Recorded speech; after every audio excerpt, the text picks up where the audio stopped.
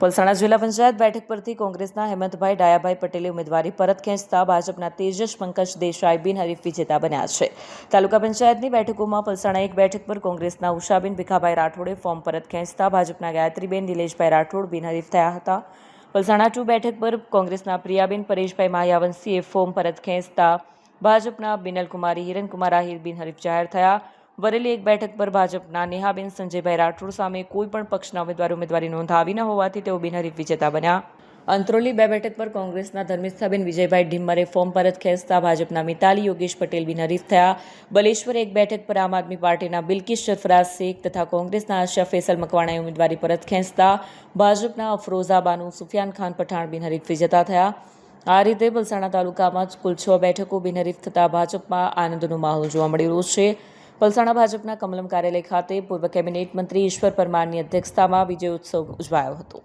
કાર્યક્રમમાં જિલ્લા સંગઠન મહામંત્રી અંકુર દેસાઈ, કોષાધ્યક્ષ યોગેશ પટેલ, સંગઠન પ્રમુખ કૃણાલ પટેલ, મહામંત્રી કૃણાલસિંહ ગોહિલ, મિતેશભાઈ નાયક, પૂર્વ પ્રમુખ મોહનભાઈ આહિર, કમલેશભાઈ નાયક સહિત અનેક આગેવાનો અને હોદ્દેદારો ઉપસ્થિત રહ્યા હતા અને વિજેતા ઉમેદવારોને અભિનંદન પાઠવ્યા હતા। રિપોર્ટ કૈલાશ કુમાવત। સ્થાનિક સ્વરાજ્ય ચૂંટણી 2026 ની આજરોજ ઉમેદવારી પત્ર પરત ખેંચવાના સમયે સુરત જિલ્લાના બારડોલી વિધાનસભા મત વિસ્તારમાં ખૂબ સારો દેખાવ ભારતીય જનતા પાર્ટીએ કર્યો છે અને બારડોલી વિધાનસભામાં સમાવિષ્ટ એવા પલસાણા તાલુકા ખાતે પલસાણા જિલ્લા પંચાયતની બેઠક બિનહરીફ થઈ છે।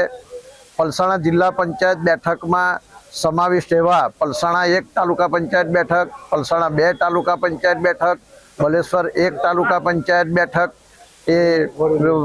એ બિનહરીફ થઈ છે। જ્યારે વરેલી જિલ્લા પંચાયતમાં વરેલી 2 બેઠક બિનહરીફ થઈ છે અને અંત્રોલીની બેઠક બિનહરીફ થઈ છે। એમ વરેલી 1 બેઠક બિનહરીફ થઈ છે।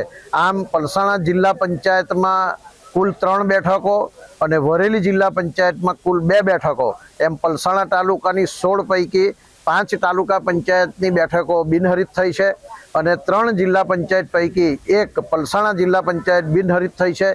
આ બિનહરીફ થવા પાછળ જે ભારતીય જનતા પાર્ટીના પાયાના કાર્યકર્તાઓ અને ખાસ કરીને સંગઠનના હોદ્દેદારશ્રીઓએ જે સફળતા મેળવી છે એ બદલ હું તમામ ભારતીય જનતા પાર્ટીના હોદ્દેદારો અને કાર્યકર મિત્રોને હું શુભકામના પાઠવું છું। સાથે સાથે બારડોલી નગરપાલિકામાં પણ વોર્ડ નંબર 2ની અનુસૂચિત જાતિની બેઠક અને બારડોલી નગરપાલિકામાં વોર્ડ નંબર 8ની સામાજિક અને શૈક્ષણિક રીતે પછાત વર્ગ એટલે કે ઓબીસીની 1 બેઠક, આમ બારડોલી નગરપાલિકા ખાતે પણ 2 બેઠક બિનહરીફ થઈ છે અને બારડોલી તાલુકામાં કડોદ 2 બેઠક એ પણ 1 બિનહરીફ થઈ છે। એટલે કુલ 6 તાલુકા પંચાયત બેઠકો બારડોલી વિધાનસભા મત વિસ્તારમાં 6 તાલુકા પંચાયત બેઠકો, 2 નગરપાલિકાની બેઠકો અને 1 જિલ્લા પંચાયતની બેઠકો, એમ કુલ મળી 9 જેટલી બેઠકો ભારતીય જનતા પાર્ટીની બેઠકો આ અમારા વિસ્તારમાં બારડોલી વિધાનસભા મત વિસ્તારમાં કડોદરા, પલસાણા તાલુકો, બારડોલી તાલુકો અને બારડોલી નગર મળીને 9 જેટલી બેઠકો બિનહરીફ થઈ છે। ત્યારે આ બિનહરીફ ચૂંટાયેલા તમામ સભ્યોશ્રીઓને આ વિસ્તારના ધારાસભ્ય તરીકે હું ખૂબ ખૂબ શુભકામનાઓ પાઠવું છું।